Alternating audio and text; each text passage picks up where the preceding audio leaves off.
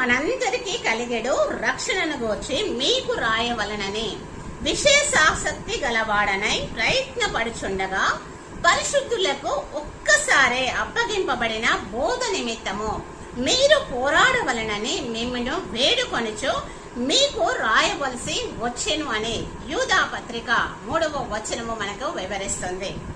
ఇక్కడ మనందరికీ కూడా కలిగేటువంటి రక్షణ విషయమై విశేష ఆసక్తి కలిగినటువంటి వాడై అందరికీ కూడా ఒకటేసారి అప్పగించబడినటువంటి బోధ నిమిత్తము పోరాడవలనని మిమ్మను వేడుకొనుచు మీకు రాయుచున్నాను అంటున్నాడు.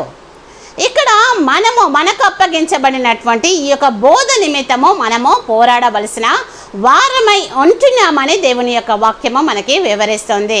వాక్యము నిమిత్తము, బైబుల్ నిమిత్తము, సువార్త నిమిత్తము మనకు అప్పగించబడినటువంటి బాధ్యత విషయమై మనము పోరాడవలసిన వారమై ఉన్నాము అని దేవుని యొక్క వాక్యము మనతో మాట్లాడుతుంది.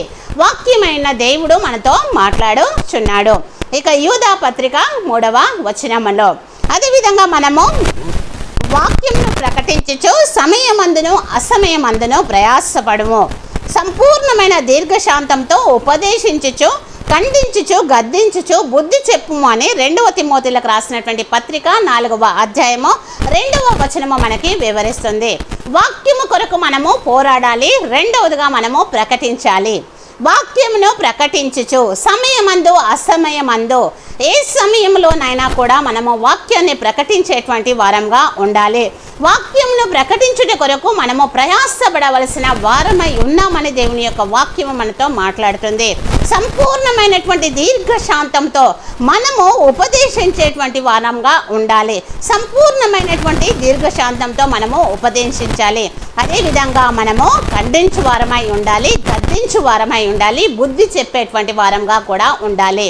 కనుక వాక్యానుసారంగా మాత్రమే మనము బోధించాలి. బోధలో ఎలాంటి తేడా వచ్చినా, ఎవరు ఏమి మాట్లాడినా కూడా దాన్ని ఖండించేటువంటి వారంగా, బుద్ధి చెప్పేటువంటి వారంగా, ఇక్కడ గద్దించేటువంటి వారంగా ఉండాలి. వాక్యానుసారంగా మనం ఈ లోకంలో జీవించాలి. పరిశుద్ధ వాక్యంను మనకు అనుగ్రహించిన బోధ నిమిత్తము మనము పోరాడవలసిన వారమై ఉంటున్నాము. అదేవిధంగా వాక్యాన్ని మనము ప్రకటించేటువంటి వారంగా ఉండవలసిన వారమై ఉంటున్నాము. సమయమందు అసమయమందు అన్ని సమయాలలో ప్రభు యొక్క వాక్యాన్ని కొరకు మనము ప్రకటించే వారంగా, పోరాడేటువంటి వారంగా ఉందముగాక. దేవుడి వాక్యాన్ని మన హృదయంలో ఫలింపచేయునుగాక. ఆమేన్.